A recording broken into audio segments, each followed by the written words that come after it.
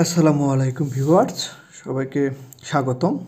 আজকে আমরা irregular preposition, যেটি ইংলিশ গ্রামের মোটামুটি একটা গুরুত্বপূর্ণ টপিকস, এটা আমাদের জানতে হয়। অনেক সময় এগুলো থেকে ব্যতিক্রমগুলো থেকে প্রশ্ন চলে আসে, তখন আমরা ভুল করে থাকি।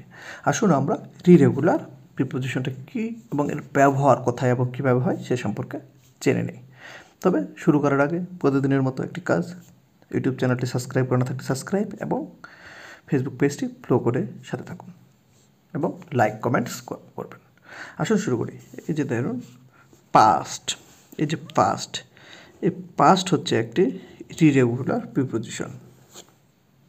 তারপরে এই যে লাইক, এটাও কিন্তু ইররেগুলার প্রিপোজিশন। আসুন এগুলো আমরা পরে দেখি, তার আগে আমরা ইররেগুলার প্রিপোজিশনটা কী এটা জানি। দেখুন, কিছু প্রিপোজিশন আছে যারা দেখতে প্রিপোজিশনের মতো নয়, কিন্তু এরা বাক্যে বসে প্রিপোজিশনের মতো কাজ করে, তখন সেগুলোকে ইররেগুলার প্রিপোজিশন বলা হয়। যেমন যেখানে প্রথমে বললাম আমরা পাস্ট, পাস্ট একটু পাস্ট দিয়ে অর্থে প্রিপোজিশন হিসেবে ব্যবহার হয়, পাস্ট দিয়ে অর্থে। যেমন এই যে একটা উদাহরণ দেখি, the river flows past the village. এই যে পাস্ট, এই পাস্টটা কি অর্থটা আমরা পাই, নদীটি গ্রামের পাশ দিয়ে বয়ে গেছে।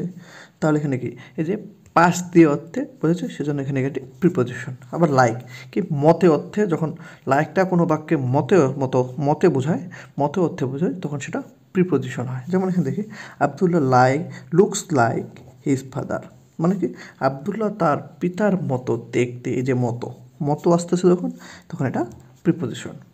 আবার কিছু প্রিপোজিশন আছে যেগুলোকে পার্টিসিপেশনাল প্রিপোজিশন বলে। পার্টিসিপেশনাল প্রিপোজিশনটা কি আমরা দেখি, কিছু পার্টিসিপল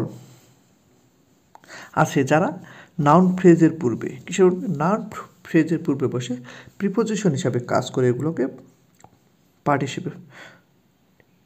পার্টিসিপেশনাল প্রিপোজিশন বলে।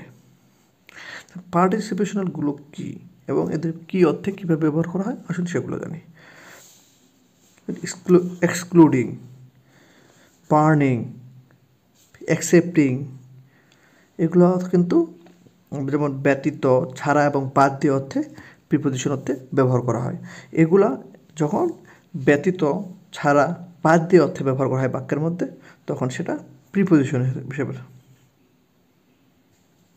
তারপর ধরুন কনসার্নিং, রিগার্ডিং, রেসপেক্টিং, এরা সম্পর্ক, ব্যাপারে, about, as to, respect to ইত্যাদি অর্থে যখন ব্যবহার হয়, তখন সেগুলো হচ্ছে প্রিপোজিশন হিসেবে ব্যবহার হয় বাক্যে।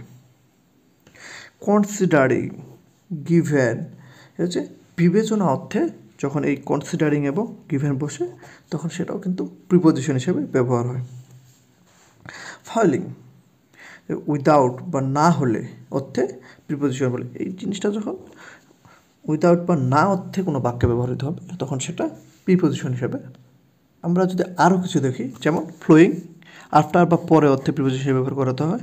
গন, পাস্ট, পরে বা পেরিয়েছে অর্থে প্রিপোজিশনে ব্যবহার করা হয়। কাউন্টিং বা ইনক্লুডিং, উইথ বা সাথে অর্থে প্রিপোজিশন হিসেবে ব্যবহার করা হয়। নট উইথ স্ট্যান্ডিং, দেখছেন, এটা হচ্ছে সত্ত্বেও অর্থে প্রিপোজিশন হিসেবে ব্যবহার হয়। যখন এটা সত্ত্বেও অর্থে বাক্য ব্যবহার হয়, তখন সেটা প্রিপোজিশন হিসেবে।